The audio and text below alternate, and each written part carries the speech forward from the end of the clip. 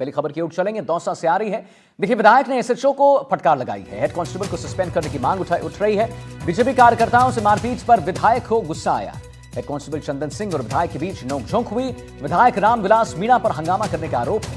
BJP कार्यकर्ता का वाहन एक्सीडेंट से जुड़े मामले पर यह पूरा हंगामा जो है वो देखने को मिला है। तो देखिए, दौसा में विधायक रामविलास मीणा का वीडियो वायरल हो रहा है। वीडियो में विधायक रामविलास मीणा रामगढ़ पचवारा थाने में तैनात हेड कांस्टेबल चंदन सिंह पर उनके कार्यकर्ता के साथ मारपीट का आरोप लगाते दिख रहे हैं।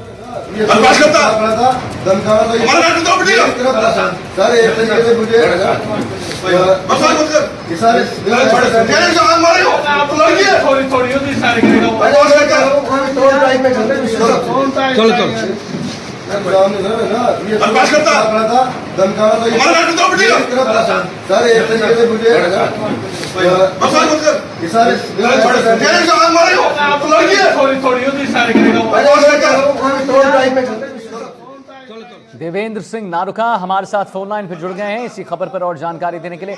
देवेंद्र, क्या है ये पूरा मामला? मैं आपको बताना चाहूंगा कि ये लालसोट विधायक है रामविलास मीणा, ये अचानक रामगढ़ पचवारा थाना पहुंचे, जहां पर थाने के थाना अधिकारी और एक जो हेड कांस्टेबल है। मामला ये बताया जा रहा है कि जो हेड कांस्टेबल चंदन सिंह है, उन पर ये आरोप है कि विधायक रामविलास के कार्यकर्ता की कोई गाड़ी का एक्सीडेंट हुआ था, जिसको जब ये कार्यकर्ता गया तो उसके साथ मारपीट की, ऐसा एक आरोप विधायक वीडियो के अंदर वायरल के अंदर लगाते जा रहे हैं। लेकिन मामले के अंदर जब मैंने थानाधिकारी रामचरण गुर्जर से जब बात की तो उन्होंने बताया कि इस मामले को लेकर 2.5 माह पूर्व ये एक्सीडेंट हुआ था, जहां पर ये गाड़ी छुड़वाने के लिए आया था, जहां गाड़ी नहीं छूट सकी। जी देवेंद्र, अपनी बात पूरी करें आप। बिल्कुल आदित्य, इसके अंदर जो थानाधिकारी उनका कहना है कि जो डॉक्यूमेंट्स के अंदर कागजी जो डॉक्यूमेंट कम थे उसको लेकर ये रहते हैं, जहां पर ये कार्यकर्ता जहां पर ये हेड कांस्टेबल दूसरे अन्य परिवादियों को जहां समझा रहे थे, वहां पर ये कार्यकर्ता आया और कहीं ना कहीं जो नोकझोंक है वो उसको लेकर यहाँ पर नोकझोंक है, जिसको लेकर ये विधायक रामविलास मीणा ये थाने पहुंचे, जहाँ पर दौसा एसपी को फोन लगाकर हेड कांस्टेबल को लाइन हाजिर या सस्पेंड करने की बात कही है। हालांकि इस पूरे मामले के अंदर अभी जो विधायक का उनका जो बयान है वो अभी सामने नहीं आ पाया, ना ही दौसा एसपी का इस मामले को लेकर अभी कोई बयान सामने आया। बयान आने के सामने ही पता चल पाएगा आखिर पूरा मामला क्या है। लेकिन हालांकि जो थानाधिकारी बता रहे कि 2.5 माह पूर्व एक्सीडेंट जो हुआ था उसको लेकर ये कहीं ना कहीं विधायक है ये थाने पहुंचे। जी चलिए ठीक है देवेंद्र, बहुत बहुत धन्यवाद करेंगे महत्वपूर्ण जानकारी देने के लिए।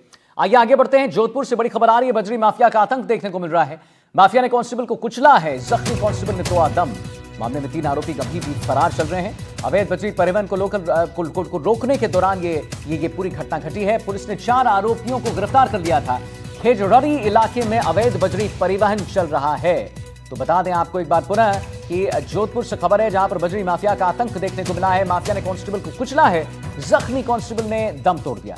मामले में 3 आरोपी अभी भी फरार चल रहे हैं। अवैध बजरी परिवहन को रोकने के दौरान ये पूरी जो घटना है वो घटी। पुलिस ने 4 आरोपियों को गिरफ्तार कर लिया था। खेजड़री इलाके में अवैध बजरी परिवहन का ये पूरा खेल जो है वो चल रहा है। अरुण हर्ष लाइव जुड़ गए हमारे साथ इसी खबर पर और जानकारी देने के लिए। तो अरुण जी, बजरी माफिया का आतंक यहां पर देखने को मिल रहा है। माफिया ने कांस्टेबल को कुचला, उनकी मौत हो गई। क्या लेटेस्ट अपडेट इस खबर पर अरुण जी? देखिए आदित्य, अगर बात की जाए तो लगातार 2 दिनों तक जिंदगी और मौत से जूझता रहा। अगर बात की जाए अस्पताल के डॉक्टरों की, तो आप देखिए सोमवार देर रात को 12 बजे जो दूसरा ऑपरेशन शुरू हुआ, सुबह 3:15 बजे तक ये ऑपरेशन चलता रहा। 8 डॉक्टरों की टीम थी, यहाँ तक कि खुद सुप्रीडेंट जो है विकास राजपूत उसमें मौजूद रहे थे।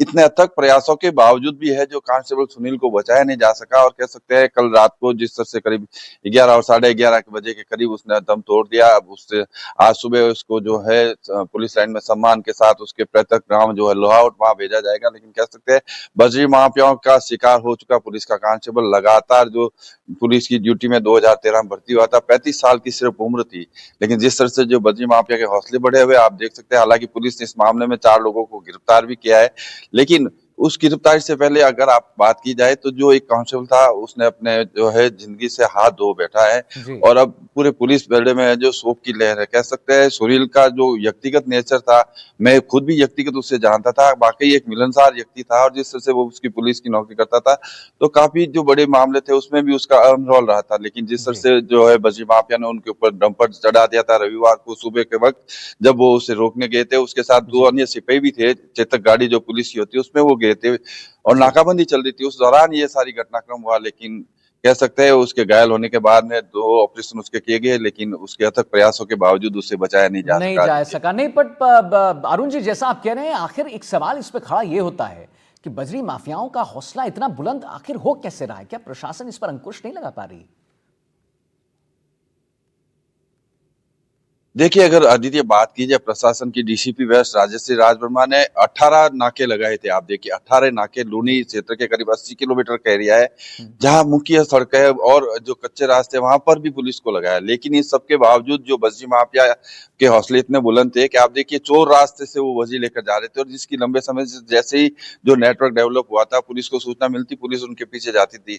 आप देखिए ये तो कांस्टेबल सुनील की बात है, उससे पहले भी पुलिस की गाड़ियां जब उनका पीछा करने जाती थी तो उनको टक्कर मारकर फरार हो जाते थे। यह अलग बात है, पुलिस उसने बाद में गिरफ्तार कर लेती, लेकिन इस तरह के जो ये हादसा हुआ है वाकई चिंताजनक है पुलिस के लिए भी। और साथ ही साथ आदित्य, मैं एक बात और बताना चाहूंगा, जिस तरह से एक्सीडेंट हुआ उसके बाद में पुलिस ने जो 4 आरोपी पकड़े, उसके साथ साथ उनके जो अवैध बजरी का स्टॉक किया हुआ था हजारों टन, उसको नष्ट किया। साथ ही साथ जो है अगर उनकी बात की जाए, जो जमीन अवैध कमी से अर्जित की हुई, अब जो नया भारतीय कानून संहिता जो आई है 107 बीएनएस, उसमें क्या नया रूल ये बना हुआ है कि अगर आप अवैध तरीके से पैसा कमाते हैं और आपकी जो संपत्ति है उसको फ्रीज जी। की जाती है, जी। तो पुलिस अब उस दिशा में भी कदम बढ़ा रही है। लेकिन बजरी उस माफिया दिशा के में भी हौसले कदम इतने बढ़ा। बुलंद है आदित्य कि वाकई उन्हें रोक पाना चुनौती बना हुआ है।